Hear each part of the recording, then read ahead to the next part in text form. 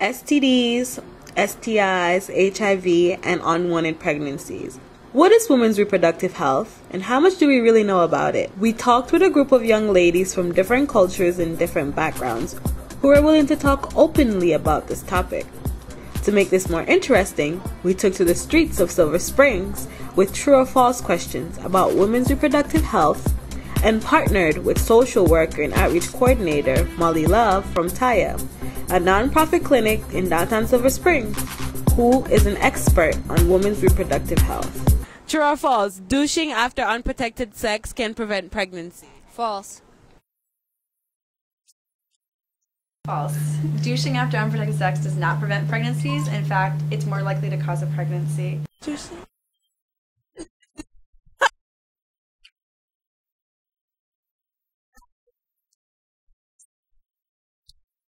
So a lot of people don't know what douching is, but they call it by different names. For instance, they talk about like cleaning out their vagina, maybe washing in there. You can buy products like Eve and stuff. And basically what it is that women think that they're cleaning out their vaginas because they think they're dirty or something like that. But I don't think it's good for you. It is bad for you because it throws off the natural chemicals of the body. It's supposed to be bad because it gets rid of the bacteria or something. Yeah, because you need the bacteria to stay healthy or whatever. Douching is bad for them because we have good and bad bacteria in our vagina, and douching and cleaning it out cleans out the bad and the good bacteria, and so it can create an imbalance and give them infections.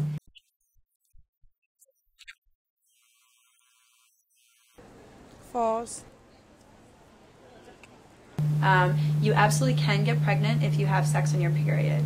And the trick here is that sperm can live inside a woman's body for up to 5 days.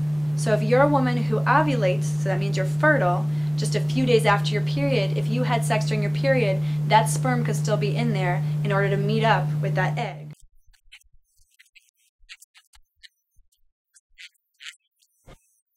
It is not okay. Do not ever do that.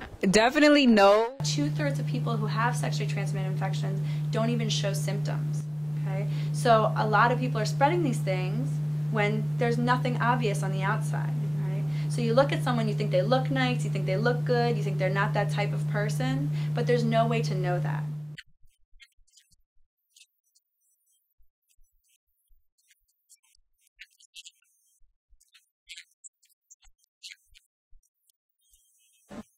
$25%. 1 in 4 girls in the United States has sexually transmitted infection, so that's 25% of all girls. That includes sexually active and not sexually active, the number they're going into. Does birth can't? I say true, but I'm kind of a radical person. False. Birth control does not cause cancer. In fact, some birth control really help the general public, most women, reduce their chances of getting what they're called the female cancers, like cervical cancer and things like that.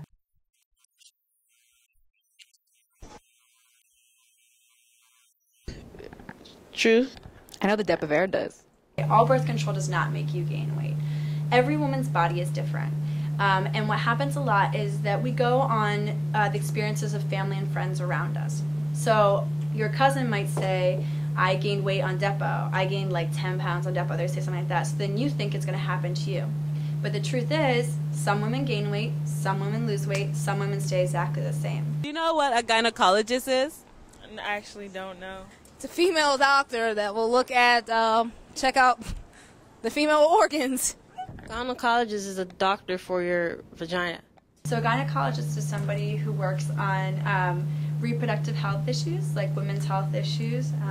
They do exams on women's vaginas and make sure that things are okay. They do an annual pap smear, which is something that women need to start getting either 3 years after they're first sexually active or when they turn 21.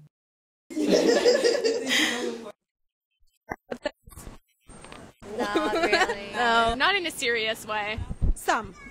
Certain, yeah. Yeah, once in a while. When I was young, I didn't talk to her about it at all. Every parent has trouble talking to their kids about sex. I think there are very few who think it's an easy thing to do.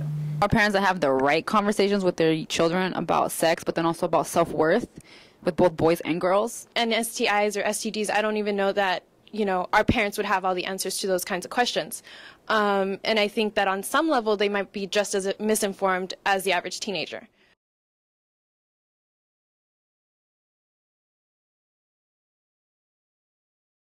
I don't think I know a lot.